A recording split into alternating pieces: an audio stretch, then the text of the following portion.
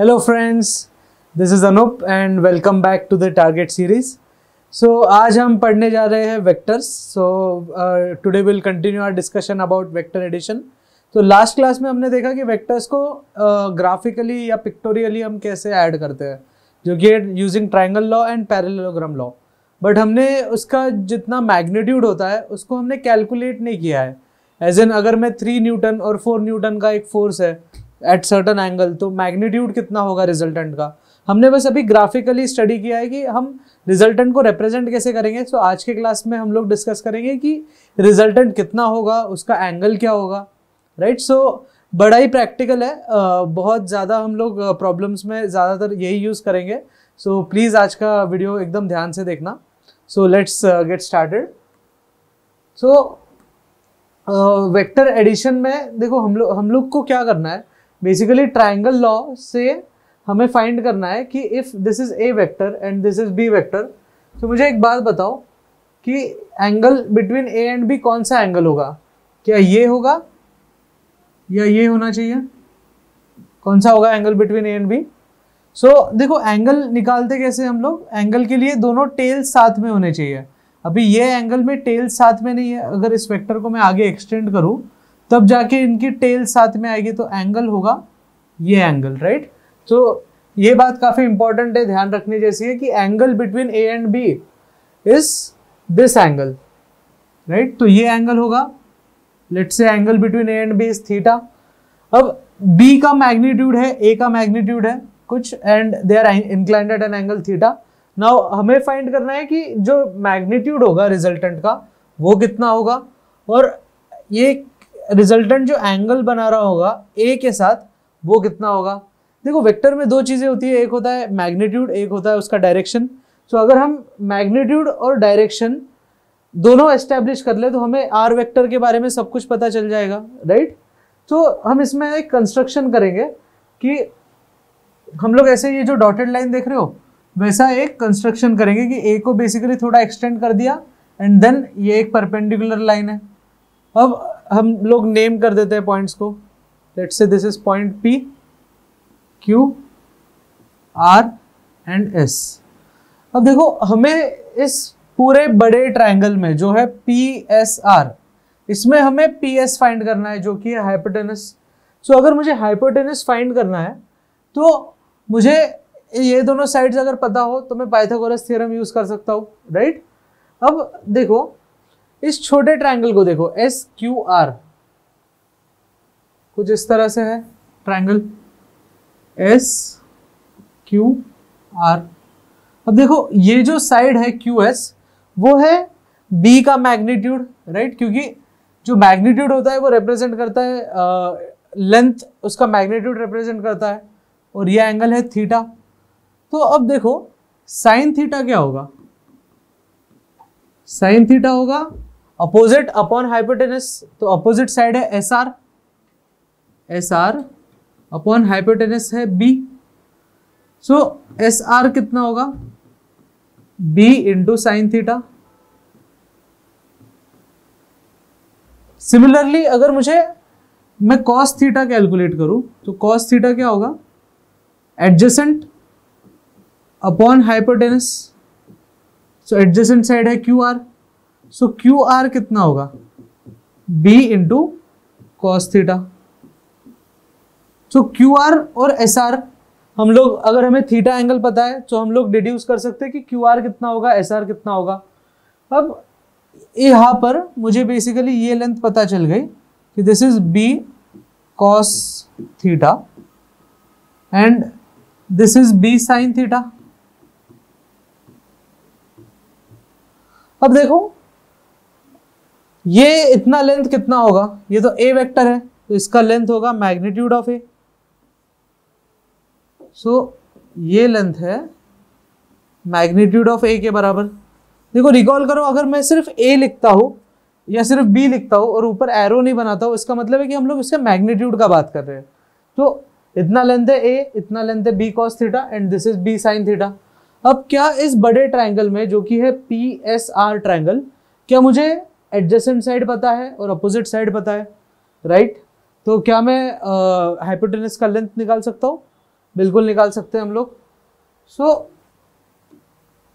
Hypotenuse की length के लिए एक बड़ा ही सिंपल सा पाइथागोरस थ्योरम का एप्लीकेशन हम लोग करेंगे कि पी एस का square is equal to P R square plus R S का square, right. P S is hypotenuse, तो पी एस का स्क्वायर कितना होगा, देखो पी आर ये पूरा लेंथ है, सो पी आर को मैं p q plus q r लिख सकता हूं, p q plus q r whole square plus s r का स्क्वायर। अब देखो पी क्यू का लेंथ तो है ए, क्यू आर है बी कॉस थीटा, तो a plus B cos theta हो गया पी से लेके आर, इसका whole square plus s r है बी साइन थीटा, इसका होल स्क्वायर, राइट। तो अगर मैं ए प्लस बी का होल स्क्वायर करूं तो कैसे एक्सपांड होगा, ये ए स्क्वायर प्लस इसका स्क्वायर प्लस 2 टाइम्स इनका प्रोडक्ट, तो पी एस स्क्वायर कितना होगा, A square plus B square cos square theta plus 2ab cos theta. ये तो हो गया पहला वाला ब्रैकेट का एक्सपांशन। सो दूसरा वाला ब्रैकेट क्या होगा, P square sine square theta, B square sine square theta. So P S square, देखो क्या मैं यहां पर इस टर्म को और इस टर्म को कंबाइन कर सकता हूं, बिकॉज मैं अगर बी स्क्वायर कॉमन लूं तो सिर्फ sign square theta plus cos square theta बचेगा जो कि होता है 1। सो ए स्क्वायर प्लस बी स्क्वायर में से अगर मैं इस टर्म और इस टर्म में से बी स्क्वायर कॉमन लूं तो बचेगा cos square theta plus sine square theta जो कि हो जाएगा 1 plus 2ab cos theta, right. So यहां से हमें एक बहुत ही इंपॉर्टेंट रिजल्ट आता है। देखो पी एस का square is nothing but r का मैग्नीट्यूड का स्क्वायर। सो अगर मैं दोनों साइड स्क्वायर रूट ले लूं तो रिजल्टेंट का मैग्नीट्यूड कितना आएगा, A square plus B square plus 2ab cos theta. देखो A square plus B square plus 2ab cos theta, ये है रिजल्टेंट का मैग्नीट्यूड। ये बहुत ही इंपॉर्टेंट फॉर्मूला है, ये हमें एकदम याद हो जाना चाहिए। सो प्लीज रिपीट कि जो रिजल्टेंट का मैग्नीट्यूड होता है वो होता है under root of a square plus B square plus 2ab cos theta. देखो a प्लस बी के होल स्क्वायर के जैसा एक फॉर्मूला है, बस यहाँ पर एक कॉस थीटा वाला टर्म भी आता है, बिकॉज जो रिजल्टेंट होता है वो डिपेंड करता है इंडिविजुअल मैग्नीट्यूड्स पे, यानी कि a और b पे, साथ ही साथ एंगल थीटा पे भी डिपेंड करता है कि मैग्नीट्यूड का रिजल्टेंट कितना होगा। सो बहुत इंपॉर्टेंट फॉर्मूला है, हमें ये बिल्कुल ही याद हो जाना चाहिए, ठीक है। रिजल्टेंट का मैग्नीट्यूड हम लोग निकाल सकते हैं। सो हमने जो रिजल्टेंट है उसका अभी तक मैग्नीट्यूड कैलकुलेट किया है, but what about this direction, what about this angle alpha, तो हम लोग ये अल्फा कैसे निकाल सकते हैं। देखो इसका भी बड़ा सिंपल सा डेरिवेशन है कि अगर ये एंगल है अल्फा, ये लेंथ हमने देखा है कि b cos थीटा होता है अगर ये एंगल थीटा है तो, and this is b sin theta. देखो ये जो बड़ा ट्रायंगल है ये है मैग्नीट्यूड ऑफ a, राइट, इतना लेंथ होगा a का मैग्नीट्यूड।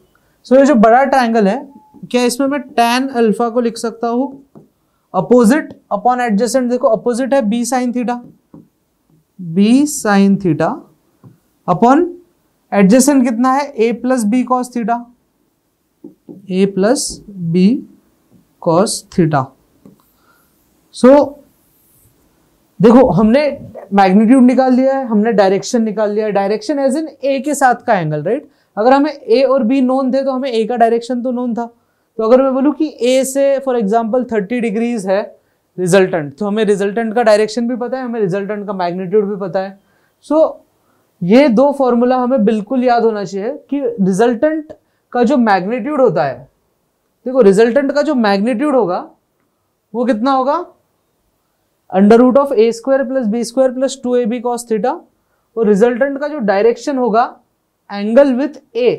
देखो अगर आप ए से स्टार्ट कर रहे हो, इसको याद करने का मैं एक बड़ा सिंपल सा ट्रिक बताता हूं कि अगर आपको डायरेक्शन चाहिए ए के साथ, तो फॉर्मूला में आएगा पहले बी न्यूमरेटर में, तो B sine theta upon A plus B cos theta, right. So ये दो फॉर्मूला हमें बिल्कुल अच्छे से याद हो जाने चाहिए। ओके, सो अभी हम देखते हैं इनके कुछ एप्लीकेशंस इस फॉर्मूला के। उससे पहले हम देखेंगे कि कुछ स्पेशल केसेस क्या है। देखो रिजल्टेंट का जो मैग्नीट्यूड है वो कितना आ रहा है, A square plus B square plus 2ab cos theta. देखो अब यहां पर है ना कुछ स्पेशल केसेस होते हैं। Special cases depending on angle, कि अगर मान लो थीटा 0 डिग्री है, यानी कि किस टाइप के वेक्टर्स है, पैरेलल वेक्टर्स होंगे। पैरेलल वेक्टर्स अगर होंगे, देखो अगर मेरे पास दो वेक्टर्स है गिवन मैग्नीट्यूड के, ए और बी उनके मैग्नीट्यूड्स और उनका बीच का एंगल थीटा है जो 0 डिग्रीज है, तो दोनों पैरेलल होंगे। सो आप इस इक्वेशन पे ध्यान दो एक बार, यहां पर वेरिएबल अगर दो मैग्नीट्यूड्स गिवन है तो बस कॉस थीटा वेरी होगा। अब अगर आपको इस मैग्नीट्यूड रिजल्टेंट के मैग्नीट्यूड को मैक्सिमाइज करना है तो आपको बाकी सारे टर्म्स तो चेंज नहीं हो रहे। देखो ए और बी और 2ab ये फिक्स्ड है, कॉस थीटा चेंज होगा बस। अब स्क्वायर अगर आपको रिजल्टेंट मैक्सिमम चाहिए तो कॉस थीटा भी मैक्सिमम चाहिए। अब कॉस थीटा की जो वैल्यू है वो मैक्सिमम कितनी हो सकती है बच्चों, वो हो सकती है 1। सो इस केस में जब थीटा 0 डिग्री है तो आर वेक्टर का जो भी रिजल्टेंट है that is maximum also, right. जैसे फॉर एग्जांपल अगर आपके पास कोई दो वेक्टर्स है, लेट्स से 3 न्यूटन का और 4 न्यूटन के कोई दो फोर्सेस है। अब अगर वो दो गिवन फोर्सेस है आपके पास में और आप उसका उनके बीच का बस एंगल चेंज कर सकते हो, तो मैक्सिमम रिजल्टेंट कब आएगा, जब वो दोनों एक दूसरे के साथ लगेंगे, राइट। जब एक दूसरे को एनफोर्स करेंगे तब साथ सबसे ज्यादा मैग्नीट्यूड आएगा। तो मैग्नीट्यूड रिजल्टेंट का मैक्सिमम होगा थीटा 0 डिग्री पे, और वो कितना होगा, देखो आर कितना हो जाएगा, कॉस थीटा 1 हो जाएगा, राइट। तो ये हो जाएगा A square plus B square plus 2ab। अब क्या ये a प्लस बी का होल स्क्वायर है, जी हाँ। सो रिजल्टेंट का मैग्नीट्यूड कितना आ जाएगा, a plus b, and this is also the maximum magnitude. देखो अगर a और b तो गिवन वेक्टर्स है, उनसे maximum magnitude a plus b इतना ही बन सकता है। ऐसा तो नहीं हो सकता है कि मैंने 5 न्यूटन का फोर्स लगाया और आपने 10 न्यूटन का फोर्स लगाया और मिलके 1000 न्यूटन का फोर्स बन गया, राइट। तो कुछ मैक्सिमम लिमिट है, मैक्सिमम 15 ही हो पाएगा। क्यों, क्योंकि मैक्सिमम रिजल्टेंट तभी आएगा जब दोनों साथ में लग रहे हो, और दोनों अगर साथ में लग रहे हो तब a प्लस बी आएगा रिजल्टेंट। अब सेकेंड स्पेशल केस क्या है कि थीटा 90 डिग्री यानी कि परपेंडिकुलर है ये वेक्टर्स। देखो अगर थीटा 90 डिग्री होगा तो कॉस थीटा कितना होगा, 0। अब ये मत बोल देना कि कॉस थीटा की मिनिमम वैल्यू है, बिकॉज कॉस थीटा नेगेटिव भी हो सकता है, वो हम थर्ड केस में देखेंगे। देखो जो कॉस थीटा की वैल्यू है वो होती है -1 से 1 के बीच। जो थर्ड केस होगा हमारा उसमें थीटा हो जाएगा 180 डिग्री, ठीक है। तो यहां पर कॉस थीटा हो जाएगा -1 और ये होगा मिनिमम, है ना। तो इस केस के बारे में हम देखते हैं, पहले इसको सॉल्व करते हैं। रिजल्टेंट का मैग्नीट्यूड कितना आएगा, a square plus B square plus ये टर्म तो हो जाएगा 0, तो रिजल्टेंट का मैग्नीट्यूड आएगा केवल √ऑफ a square plus B square, जो कि दिखने में बिल्कुल पाइथागोरस थ्योरम की तरह ही है। देखो इस केस में ध्यान दो कि अगर a और b इस तरह से है, अगर हमने देखो ट्रायंगल लॉ में भी ये देखा था कि अगर हम इनको ऐड करते हैं तो रिजल्टेंट कुछ इस तरह से आएगा। तो इस केस में अल्फा कितना होना चाहिए बताओ, 0 डिग्री होना चाहिए। बेसिकली जो रिजल्टेंट आएगा वो सेम डायरेक्शन में होगा a के साथ, तो a के साथ में कोई एंगल नहीं बना रहा होगा। अब इसको अपने फॉर्मूला में प्लग करके भी देख सकते हो कि b sine theta upon a plus B cos theta. अब अगर थीटा 0 है तो साइन थीटा भी 0 है, तो tan अल्फा 0 है, सो अल्फा इज 0, ठीक है। अब इस केस में रिजल्टेंट कितना आएगा, रिजल्टेंट का मैग्नीट्यूड होगा ये, और डायरेक्शन कितना बना रहा होगा, देखो tan अल्फा होगा b into sine 90 degree is 1 upon a plus b into cos theta, cos 0 cos 90 0। तो रिजल्टेंट का डायरेक्शन क्या होगा ए के साथ, b बाय ए। देखो इस तरह से है कुछ, यह है ए वेक्टर और यह है बी वेक्टर, दोनों के बीच का एंगल है 90 डिग्री। सो अगर मैं इसको मानू रिजल्टेंट, सो ये एंगल जो होगा, देखो इस एंगल में ये है बी और ये है ए, सो एंगल आ जाएगा tan of that angle will be b by A. ठीक है। अब थर्ड स्पेशल केस क्या है कि जब थीटा हो 180 डिग्री, मतलब कि किस टाइप के है, देखो ये पैरेलल था, ये एंटी पैरेलल होंगे, एक वेक्टर ऐसा है एक वेक्टर ऐसा है। अब इस केस में भी हमने ट्रायंगल लॉ से देखा था कि जो रिजल्टेंट होगा उसका मैग्नीट्यूड होगा a माइनस बी के बराबर। हम चेक करते हैं कि क्या फॉर्मूला से भी वही आएगा, a square plus B square plus 2ab, cos 180 degree की वैल्यू होती है -1, तो रिजल्टेंट कितना आएगा, a square plus B square minus 2ab, और क्या ये a माइनस बी का होल स्क्वायर है, a माइनस बी का होल स्क्वायर। सो जो रिजल्टेंट आएगा वो आएगा a माइनस बी। अब देखो सिंस स्क्वायर रूट के बाहर हमेशा पॉजिटिव आता है, तो अगर a माइनस बी या b माइनस ए दोनों में से जो भी पॉजिटिव वैल्यू होगी हम लोग वो कंसिडर करेंगे, इसलिए यहां पर एक मैग्नीट्यूड लगाया जाता है। एंड ये ऑल्सो होगी मिनिमम वैल्यू, राइट। जो भी रिजल्टेंट है, देखो रिजल्टेंट हमेशा किसके किसके बीच आएगा, ये ध्यान दो आप, रिजल्टेंट आएगा हमेशा ही a प्लस बी और a माइनस बी के बीच। रिजल्टेंट की मैक्सिमम वैल्यू हो सकती है a प्लस बी और मिनिमम वैल्यू हो सकती है a माइनस बी। ये बड़ा ही इंपॉर्टेंट कॉन्सेप्ट है, बहुत ही सिंपल सा है। रिजल्टेंट मैक्सिमम कब होगा, जब दोनों सेम डायरेक्शन में हो। मिनिमम कब होगा, जब दोनों ऑपोजिट डायरेक्शन में हो। बाकी केसेस में क्या होगा, कुछ बीच का होगा, राइट। तो रिजल्टेंट हम लोग इजीली कैलकुलेट कर सकते हैं using this equation, this golden equation. ये बड़ा ही इंपॉर्टेंट है, ये हमें बिल्कुल याद हो जाना चाहिए, ठीक है। सो प्लीज इसको 5 बार लिखना अपने नोटबुक में, आपको ये बिल्कुल याद हो जाना चाहिए। सो 3 स्पेशल केसेस हमें एकदम क्लियर है। अब देखो, अब हम डिस्कस करते हैं कुछ एप्लीकेशंस, कुछ क्वेश्चंस से डिस्कस करते हैं। देखो अगर 2 वेक्टर्स है, 2 फोर्सेस है, देखो फोर्स एक वेक्टर क्वांटिटी है। अब पहला फोर्स है 3 न्यूटन का, दूसरा फोर्स है 4 न्यूटन का। अब वो एक बॉडी पे एक्ट कर रहे हैं और उनके बीच का एंगल है 120 डिग्री, राइट। सो देखो डायग्राम अगर आप देखोगे तो कुछ इस तरह से है। ये कोई बॉडी है, मान लो हॉरिजॉन्टल टेबल पे ही रखी हुई है। एक फोर्स है इधर 3 न्यूटन का और दूसरा फोर्स है कुछ इस तरह से 120 डिग्री एंगल पे 4 न्यूटन का। अब देखो ये कहीं बीच में जाएगी ये बॉडी, कहीं रिजल्टेंट आएगा। देखो रिजल्टेंट कैसे बनाओगे आप, इस तरह से कुछ पैरेललोग्राम कंप्लीट करोगे, रिजल्टेंट कुछ इस तरह से आएगा। अब हमें इस रिजल्टेंट का मैग्नीट्यूड निकालना है, find the resultant force and angle with the 3 Newton force. 3 Newton force के साथ में जो भी एंगल है हमें वो निकालना है। तो देखो हम लोग इसमें क्या करेंगे, ए वेक्टर है 3 न्यूटन वाला फोर्स, है ना। ए वेक्टर का मैग्नीट्यूड है बेसिकली 3 न्यूटन। बी वेक्टर का मैग्नीट्यूड कितना है 4 न्यूटन।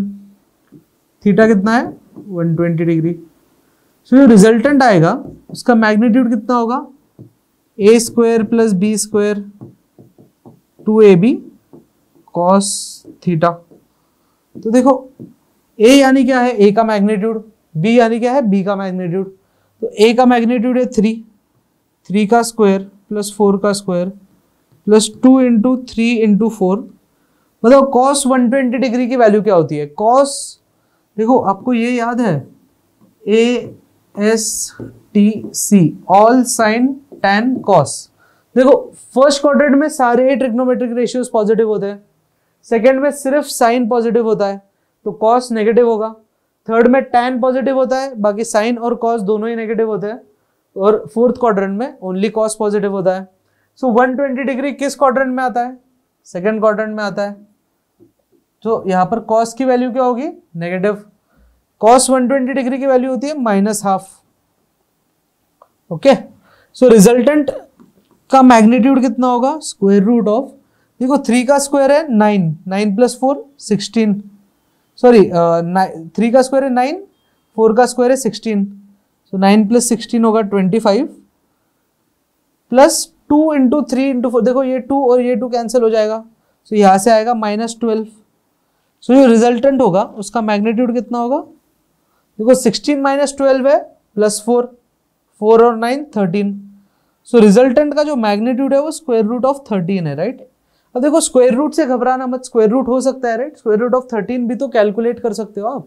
स्क्वायर रूट ऑफ 13 की कुछ वैल्यू होगी, ये किसके बीच होगी? देखो 3 का स्क्वायर होता है 9, 4 का स्क्वायर होता है 16, सो कहीं 3 और 4 के बीच होगी।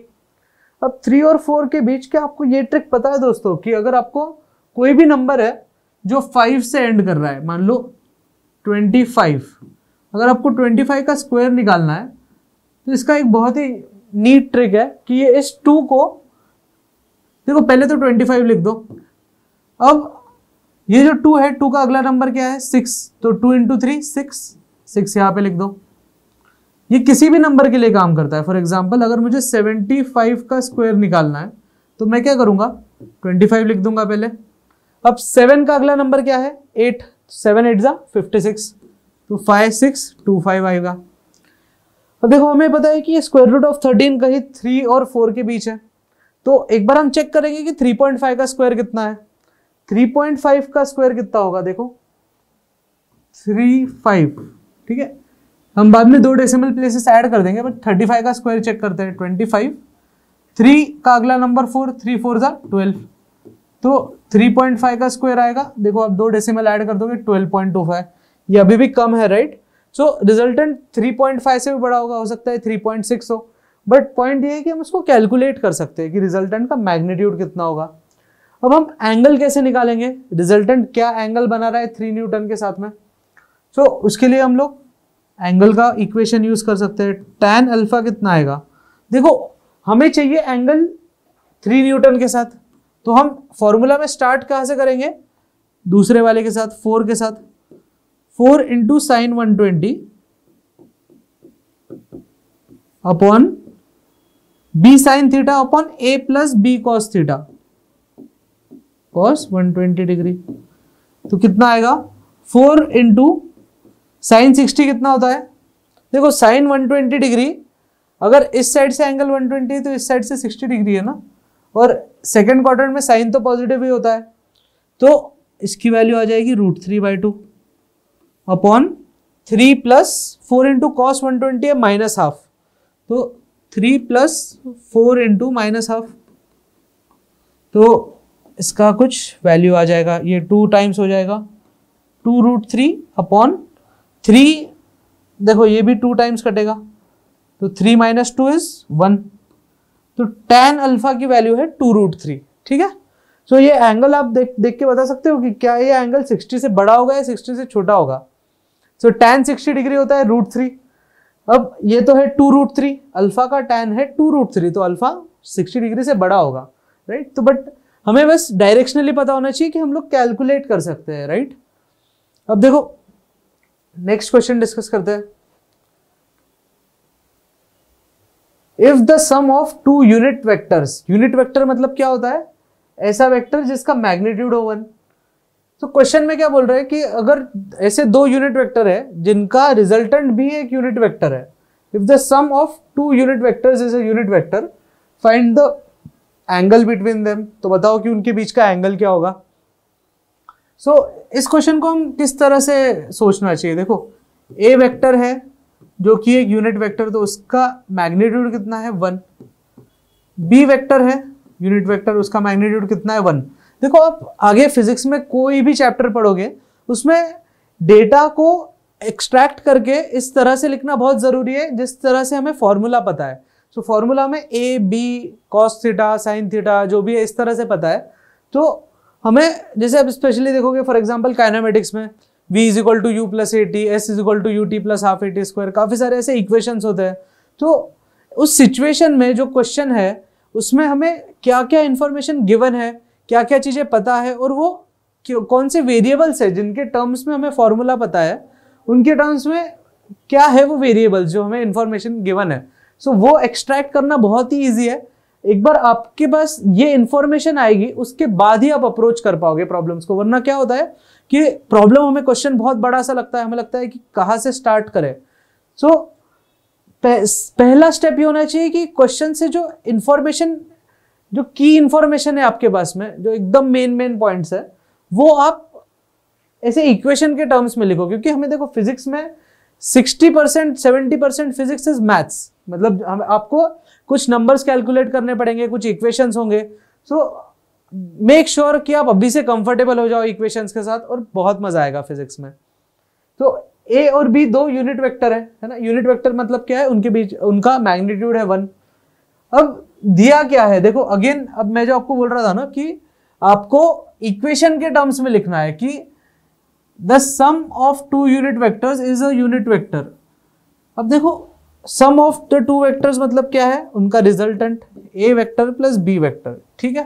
तो यहां तक तो हो गया sum of two unit vectors. अब क्या बोल रहे हैं कि ये भी एक यूनिट वेक्टर है, मतलब कि इसका मैग्नीट्यूड कितना है 1।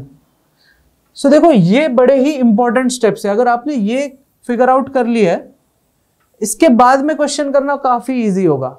आपको ए वेक्टर पता है, उसका मैग्नीट्यूड 1 है, बी वेक्टर का मैग्नीट्यूड 1 है, ए प्लस बी जो रिजल्टेंट है उसका मैग्नीट्यूड भी 1 है, और हमें फाइंड क्या करना है, थीटा कितना होगा।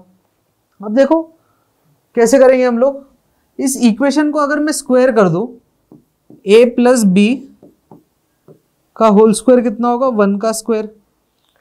अब ए प्लस बी का होल स्क्वायर कितना होगा, A square plus B square plus 2ab cos theta equal to right hand side में 1।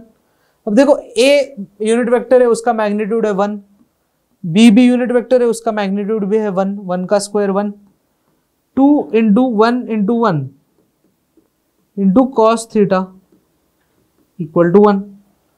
अब देखो LHS में क्या बच रहा है, 1 plus 1 2, 2 plus 2 cos theta equal to 1। तो 2 कॉस थीटा कितना आएगा, 1 माइनस 2 विच इज -1। तो कॉस थीटा कितना आएगा, -1/2। तो थीटा कितना आएगा, कॉस इनवर्स -1/2। देखो ये इनवर्स का ज्यादा टेंशन मत लेना, ट्रिग्नोमेट्री में आप देखोगे ऐसे कि for example sine of theta equal to मान लो है x। आपको थीटा चाहिए, आपको ऐसा एंगल चाहिए जिसका साइन थीटा आता हो x। तो हम इसी को कैसे लिख सकते हैं, theta is equal to sine inverse of x। इसका मतलब क्या है कि ऐसा एंगल, साइन इनवर्स यानी हम ढूंढ रहे हैं एंगल, ऐसा एंगल जिसका साइन होता हो x। उसी तरह यहां पर हम क्या ढूंढ रहे हैं, ऐसा एंगल जिसका कॉस होता हो -12। तो किस एंगल का कॉस -12 होता है बच्चों, 120 डिग्री, ठीक है। तो थीटा 120 डिग्री होगा तो कॉस थीटा हाफ होगा। So angle between them is 120 degree, right. So सबसे इंपॉर्टेंट स्टेप्स है ये सबसे ज्यादा इंपॉर्टेंट है, ये हमें समझ आना चाहिए, ठीक है। अब देखो हम लोग डिस्कस करते हैं नेक्स्ट टॉपिक। एक और क्वेश्चन लेंगे हम। देखो resultant of the two forces of magnitudes P and Q, sorry P and 2P। तो देखो पहले तो इतना लाइन पढ़ के हम इंफॉर्मेशन लिखते हैं कि कोई A वेक्टर है उसका मैग्नीट्यूड है P, और कोई B वेक्टर है जिसका मैग्नीट्यूड है 2P, ठीक है। अभी तक हमें इतना पता है। अब आगे क्या है, इस परपेंडिकुलर टू P, मतलब कि अगर P के साथ का एंगल रिजल्टेंट का है 90 डिग्री। सो डायग्राम किस तरह से दिखेगा कुछ कि देखो ये है मान लो A वेक्टर जिसका मैग्नीट्यूड है P। अब जो रिजल्टेंट है वो A को परपेंडिकुलर है, तो ये एंगल है मान लो अल्फा, 90 डिग्री है गिवन है। और यहां पर है मान लो B वेक्टर जिसका मैग्नीट्यूड कितना है 2P। अब हमें फाइंड करना है कि एंगल, हमें अब अगेन एंगल चाहिए इन दोनों फोर्सेस के बीच। तो देखो यहाँ पर हम क्या कर सकते हैं, देखो tan अल्फा, क्योंकि हमें अल्फा की वैल्यू गिवन है तो हम एक बार tan अल्फा का इक्वेशन यूज कर सकते हैं। tan अल्फा कितना होगा, tan अल्फा की वैल्यू है 90 डिग्री, है ना, equal to b sine theta. देखो आपको एंगल चाहिए a के साथ, तो आप स्टार्ट करोगे b के साथ, तो b का मैग्नीट्यूड कितना है 2p साइन थीटा। देखो थीटा है angle between a and b, alpha है रिजल्टेंट जो a के साथ बना रहा है, तो ये दोनों एंगल्स अलग है। 2p sign theta upon a plus b cos theta, right. हम यही इक्वेशन यूज करेंगे। tan अल्फा, अल्फा है जो रिजल्टेंट बना रहा है p वेक्टर के साथ, है ना, a वेक्टर जिसका मैग्नीट्यूड है p। अब tan 90 डिग्री क्या होता है, this is like not defined. Not defined यानी क्यों नॉट डिफाइंड है, क्योंकि यह sine 90 degree by cos 90 degree ना, तो 90 डिग्री पे कॉस 0 हो जाता है, डिनोमिनेटर 0 हो जाता है, तो डिनोमिनेटर को हमें यहां पर भी 0 करना पड़ेगा। p plus 2p cos theta की वैल्यू होनी चाहिए 0, राइट। ये बड़ा ही इंपॉर्टेंट सा कंसेप्ट है कि आपको tan 90 डिग्री आ रहा है अगर, तो सिंस ये नॉट डिफाइंड है, तो अगर LHS नॉट डिफाइंड है तो RHS कैसे डिफाइंड हो सकता है।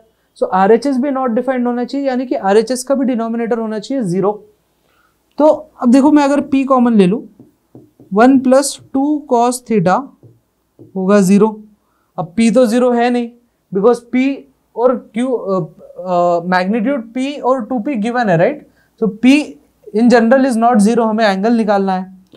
1 प्लस 2 कॉस थीटा कितना होगा 0, 2 कॉस थीटा विल बी -1 और कॉस थीटा विल बी -1/2, ठीक है।